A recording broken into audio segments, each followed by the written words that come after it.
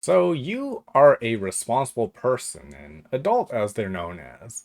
You track every expense, you pack your lunch, you refuse to pay for simple conveniences that weaker-willed individuals might consider as basic necessities, like air conditioning, shoes without holes, or etc. And yet, despite your impeccable money consciousness, your bank account still remains low and behold. This is not by accident, it's not an accident. It is a direct consequence of your refusal to waste money properly. So let's talk about the high cost of low spending. Because there is a certain breed of people who pride themselves on never spending a dollar unnecessarily. They're the type that drives across town to save 30 cents on gas. They'll spend 3 hours researching the optimal rice to water ratio to avoid wasting 12 grains per serving. They will, in short, treat money as something to be preserved at all costs, even if the cost is at their own time or even future earning potential. And this is a little phenomenon that economists might call being bad at math.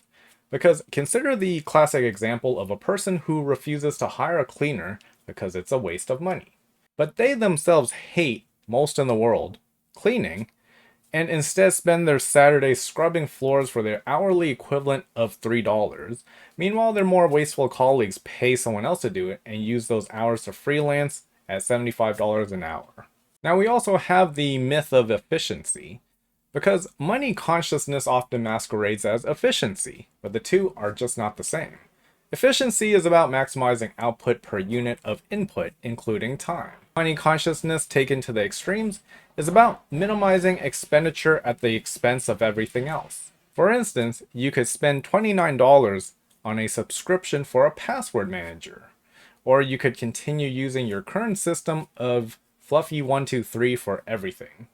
One method costs money, the other might eventually get you hacked. Or you could buy $10 worth of vitamins that won't give you scurvy. Or you could eat exclusively expired canned foods and see how it goes. One approach is cheaper, the other one might actually allow you to live long enough to enjoy retirement. So the point is not that you should spend frivolously and give away all your money or your paycheck to somebody else. The point is that not all waste is equal. Some waste is pure waste. Other waste could be an investment in not being miserable, unemployable, or dead. Now, we also have the luxury of ignoring money, because the truly wealthy understand something that the money conscious do not. The less you think about money, the more of it you tend to have. This sounds like a pile of nonsense, but it's really not, because wealthy people waste money on things that free up mental bandwidth. This includes housekeepers, accountants, meal delivery, and that's precisely so they can focus on things that make more money. They pay for conveniences not because they're lazy, but because their time is worth more than the cost of that convenience.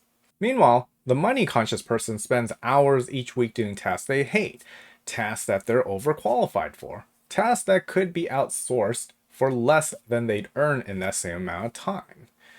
They might call this being smart with money, but a more accurate term might actually be self-sabotage. So here's a strategic waste framework, because if you want to stop being broke, you don't actually have to spend more. You just need to learn how to waste better. And here's how. Number one is to waste on leverage. Spend money on things that increase your earning potential, courses, tools, networking. Yes, this might actually feel like a gamble, but so is staying in the same job for a decade because you were too cautious to learn a new skill. Number two is waste on time. If a task is worth less than your hourly rate, actual or aspirational, then you should pay someone else to do it. This is not laziness, this is just basic arithmetic. Number three is waste on not hating your life. Because budget for things that make existence tolerable. Decent food, a mattress that doesn't give you back pain, the occasional overpriced coffee. Deprivation is not a financial strategy. It's just suffering with extra steps. And life's hard enough already, so why make it harder? Now, the conclusion is the irony of extreme money consciousness is that often it costs more than it saves.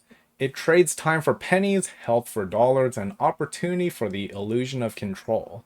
So you have full permission, go ahead, waste a little. You might find that it's actually the most profitable thing you've ever done.